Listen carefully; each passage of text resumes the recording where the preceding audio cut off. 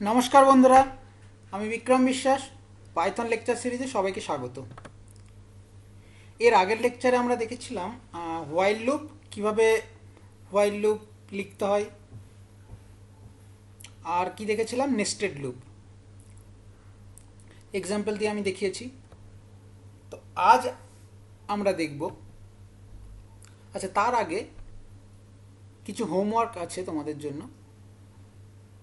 Question number 6 হচ্ছে difference between for and while.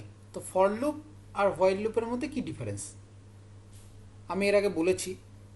তো এটা তোমরা তৈরি করবে। আর একটা কি, a program to display this pattern, star pattern আছে। এই প্যাটার্নটা ফর লুপ একটা প্রোগ্রাম দিয়েই এটা ডিসপ্লে করা যাবে। তো এটা তোমরা ট্রাই করবে, না হলে আমাকে জানাবে বুঝতে না পারলে। তো আজ আমরা দেখব ট্রান্সফার স্টেটমেন্টস। ট্রান্সফার স্টেটমেন্টসের মধ্যে কি আছে, ব্রেক অ্যান্ড কন্টিনিউ। তো এই যে ব্রেক অ্যান্ড কন্টিনিউ কখন আমরা ইউজ করব, ব্রেক কখন ইউজ করব, তো we can use break statement inside loops to break loop execution based on some condition. তো ব্রেক স্টেটমেন্টটা আমরা লুপের মধ্যে কিছু কন্ডিশন দিয়ে লিখতে পারি, তারপর থেকে লুপটি আর রান করবে না। আর কন্টিনিউ স্টেটমেন্ট কখন দেবো, যে এমন একটা কন্ডিশন হবে এই লুপের মধ্যে যে কন্ডিশনটার জন্য ওই লুপটি এক্সিকিউট হবে না। তো এই দুটো আরও ভালোভাবে বুঝতে গেলে একটা এক্সাম্পল নিয়ে বুঝতে হবে। চলো,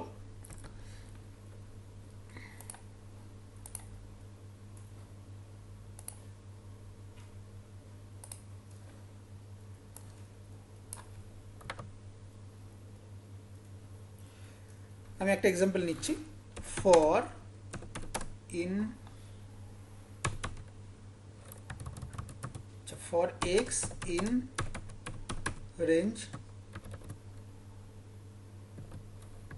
10, এর মানে এই লুপটি 10 বার এক্সিকিউট হবে। তো এখানে আমি কি লিখছি দেখো, if x equals to double equals to 6, তাহলে কি হবে, একটা আগে স্টেটমেন্ট আমার প্রিন্ট করায়।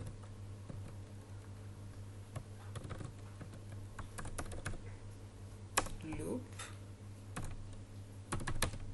ব্রেক, জাস্ট একটা স্টেটমেন্ট, এটা প্রিন্ট হবে। তো এরপর ব্রেক লিখছি।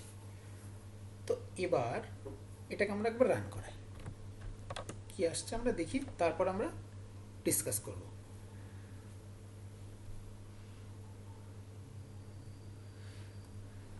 তো এখানে যা আউটপুটে জাস্ট লুপ ব্রেকে আসছে। তো এটা থেকে আমরা ঠিক বুঝতে পারছি না কি হচ্ছে ব্যাপারটা। তো এবার আমরা প্রিন্ট করাচ্ছি, কি প্রিন্ট করাচ্ছি, এক্স এর ভ্যালু। এক্স এর ভ্যালু আমরা প্রিন্ট করাচ্ছি। এবার দেখো, 0 1 2 3 4 5, তারপরে লুপ ব্রেক।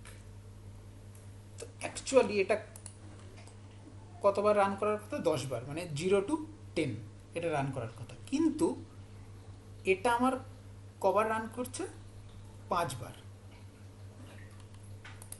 মানে অ্যাকচুয়ালি 6 বার, মানে 0 to 5 মানে 6 বার রান করছে। তো যখন এখানে এবার দেখো, এটাকে আমরা আরো ভালোভাবে বুঝতে গেলে চলো,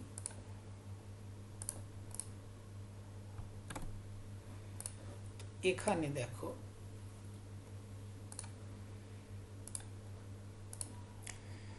এখানে প্রথমে কি হচ্ছে, এক্স এর ভ্যালু 0 1 2 3 4 5 6 7, এইভাবে 10 পর্যন্ত আছে এক্স এর ভ্যালু। তো আমার যখন প্রোগ্রামটা রান করছে, প্রথমবার কি হলো, এক্স ইন রেঞ্জ 10, এক্স এর ভ্যালু প্রথমে 0, এক্স 0কে পয়েন্ট করছে। তো তারপর এসে এই যে কন্ডিশন, এটা চেক হবে, ইফ এক্স ইকুয়ালস টু 6, যদি এক্স এর ভ্যালু 6 হয় তাহলে এই লুপের মধ্যে ঢুকবে, আদারওয়াইজ ঢুকবে না। তো এখানে কি হচ্ছে, 0, এটা এটা কি, এটা ট্রু নয়, তাহলে প্রথমে 0 = 6, এটা নিশ্চয়ই ফলস, তাহলে এই লুপের মধ্যে ঢুকবে না। তাহলে কি হলো, আমার এই লুপের বাইরে বেরিয়ে এসে এই জিনিসটা প্রিন্ট হচ্ছে কত, 0। এইভাবে 1 এর সাথে কম্পেয়ার হবে, এই কন্ডিশনটা ফলস হয়ে যাবে, তাহলে 1 প্রিন্ট হবে এর জন্য। তারপরে 2, এইভাবে 5 হবে। তারপর যখন x 6কে পয়েন্ট করবে তখন এখানে ইফ কি হবে, 6 = 6, তার মানে এই যে এটা ট্রু হয়ে গেল। ট্রু যেই মুহূর্তে হলো এই লুপের মধ্যে ঢুকবে, লুপের মধ্যে ঢোকার পর কি হবে, প্রিন্ট হবে। লুপ ব্রেক করলে এটা প্রিন্ট হবে, লুপ ব্রেক। তারপর একটা স্টেটমেন্ট আছে ব্রেক, তারপর এই ব্রেক স্টেটমেন্ট এক্সিকিউট হওয়ার মানে হচ্ছে এই যে এই ফর লুপের এর পুরো বাইরে বেরিয়ে যাবে, মানে এরপর যত লেন্থই থাকুক না কেন বাকিটা এক্সিকিউট হবে না। সেই জন্য এই 0 to 5 পর্যন্ত প্রিন্ট হওয়ার পর তারপর লুপ ব্রেক হয়ে যাচ্ছে, এটা বাইরে বেরিয়ে আসছে। বোঝা গেল? তো আর একটা কি আছে, কন্টিনিউ। আচ্ছা, এখানে যদি আমি কন্টিনিউ লিখি তাহলে কি হবে,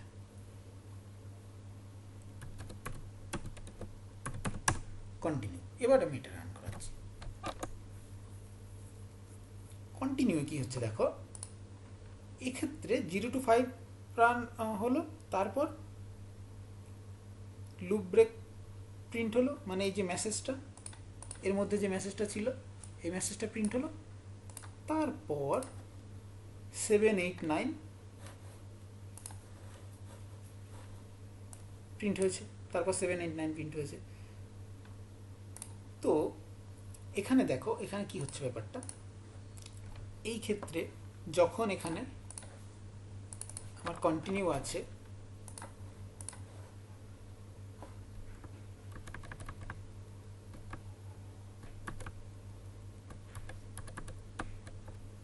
তো যখন এখানে আমার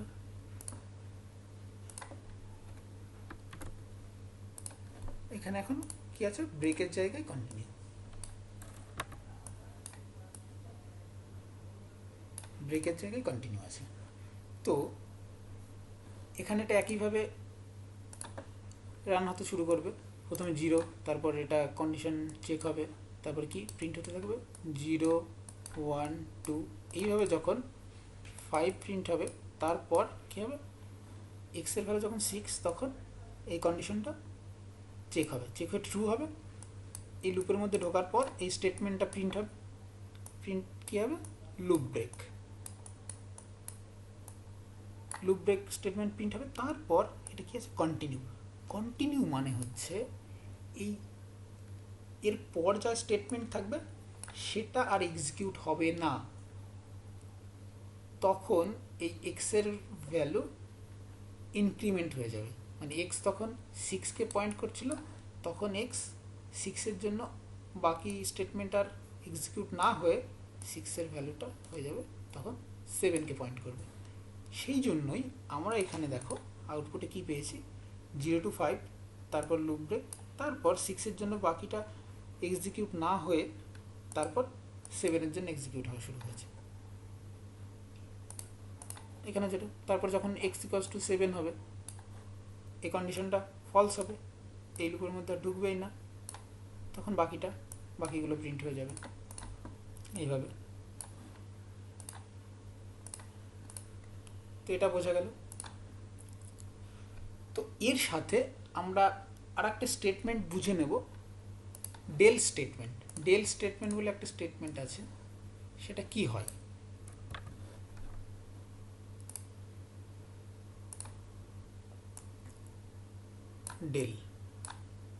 ডেল স্টেটমেন্ট সেটা কি হয় দেখো, আমরা যখন একটা ভ্যারিয়েবলকে ডিক্লেয়ার করছি, x = 10 ডিক্লেয়ার করেছি, ঠিক আছে, তারপর ধরো আমরা এটাকে প্রিন্ট করিয়েছি, প্রিন্ট লিখে প্রিন্ট x। এবার আমরা এই এক্স ভ্যারিয়েবলের কাজ ধরো শেষ হয়ে গেছে।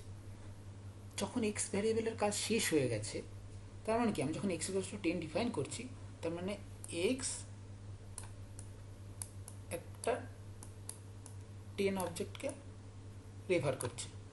তো এর জন্য একটা মেমোরিতে জায়গা নিচ্ছে, তো এর জন্য একটা মেমোরিতে স্পেস অ্যালোকেট করছে। তো যখন আমার এর কাজ হয়ে গেল, তখন আমার যখন এর আর প্রয়োজন নেই, তখন অযথা এই যেন মেমোরিতে জায়গা নষ্ট না করে, তার জন্য আমাকে, আমি যে এই ভ্যারিয়েবলটাকে আমি ডিলিট করে দিতে পারি। তাহলে এটাকে ডিলিট করার জন্য এই যে ডেল এই কিওয়ার্ডটা আমরা ইউজ করতে পারি। তাহলে আমি যদি লিখি এখানে এরপর ডেল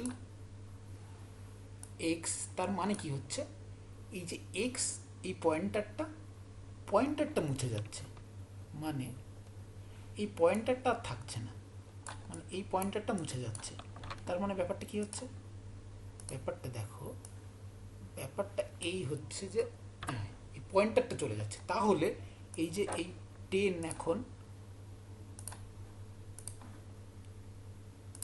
এখন যে এই 10 এ কি হয়ে গেল, এ এলিজিবল ফর গার্বেজ কালেকশন।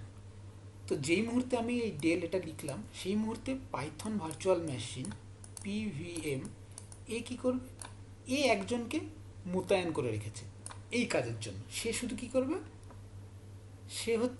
সে শুধু ব্যাকগ্রাউন্ডে চেক করে যাবে যে কোনো এমন কি কোনো অবজেক্ট আছে যার কোনো রেফারেন্স নেই, সে এইগুলো চেক করে যাবে, তাকে খুঁজে খুঁজে বার করে ডিলিট করে দেবে।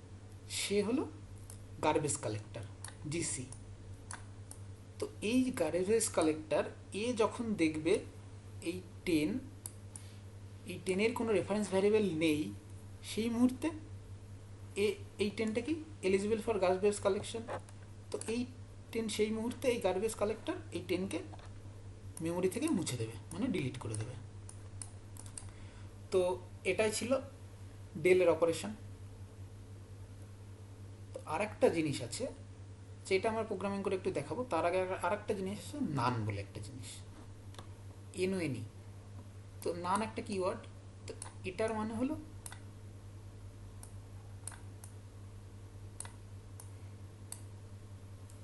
এটার মানে কি, মানে আমি একটা ভ্যারিয়েবলকে নান ডিক্লেয়ার করেও সেটাকে আমি ডিলিট করতে পারি। তো এটাকে যদি আরেক পরিষ্কারভাবে আমি বলতে চাই, তাহলে এইভাবে বলতে পারি, দেখো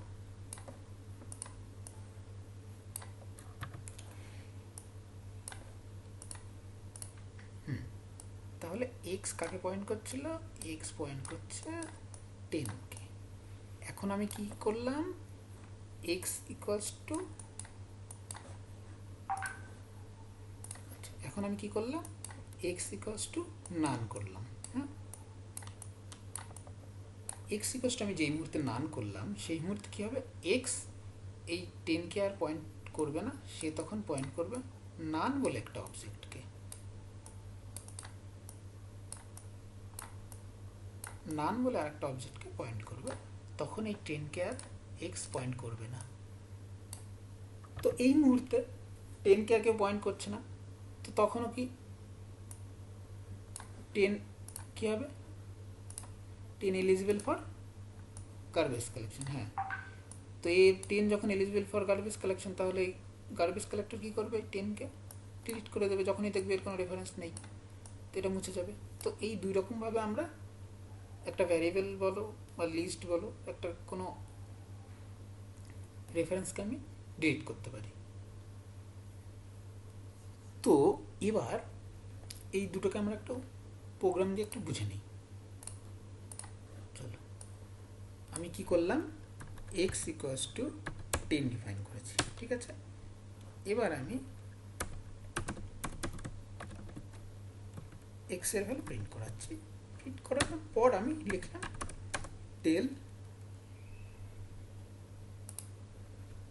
ডেল এক্স, তারপর আমি আর একবার এক্স এর ভ্যালু প্রিন্ট করাতে চাইছি।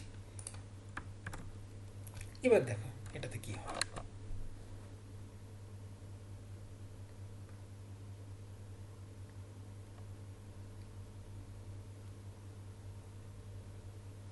এখানে দেখো কি হয়েছে, এক্সের ভ্যালু 10 ডিফাইন হয়েছে, তারপর এক্সের ভ্যালু আমি প্রিন্ট করেছি 10। তারপর কি হয়েছে দেখো, তারপর আমি কি করেছি এখানে, আচ্ছা এররটা কি দিয়েছে সেটা আগে আমরা দেখি একটু।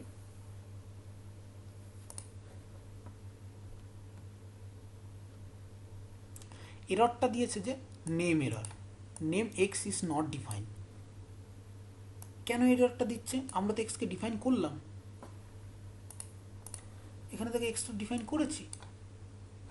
এররটা দেওয়ার একটাই কারণ, আমরা যে এখানে এক্সটা ডিফাইন করার পর এক্সটাকে প্রিন্ট করানোর পর আমরা কি এক্সটাকে ডিলিট করে দিয়েছি, তখন যেই আমরা এক্সটাকে আবার অ্যাক্সেস করার চেষ্টা করছি তখন তার এক্সের কোনো অস্তিত্ব নেই মেমোরিতে, সেই জন্যই আমার এই এররটা আমরা পাচ্ছি, name error, x is not defined. তো এবার দেখো, এবার আমি করব কি আর একটা জিনিস, যেটা x equals to naan define করছি। এবার কি হয় দেখো, এবার দেখো এক্সের ভ্যালু প্রথমে প্রিন্ট হয়েছে, তারপর এখন x equals to naan, x equals to নান হয়ে গেছে, মানে ওই যে 10 অবজেক্টটা ছিল সেটা কিন্তু ডিলিট হয়ে গেছে। তার মানে এখান থেকে এই নান আর ডেল এই দুটো কিওয়ার্ডের মধ্যে পার্থক্যটা বুঝতে পারছো। তো একটার ক্ষেত্রে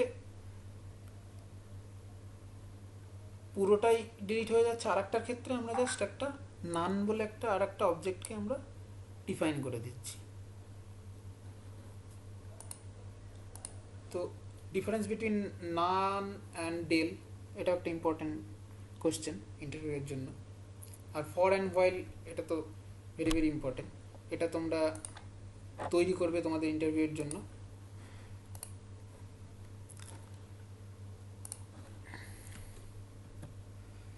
তো বন্ধুরা, যদি তোমাদের কোনো কোশ্চেন থাকে কমেন্ট বক্সে জানাও, আর এটা আমার ইমেল আইডি, এখানেও তোমরা তোমাদের কোশ্চেন জানাতে পারো। ধন্যবাদ।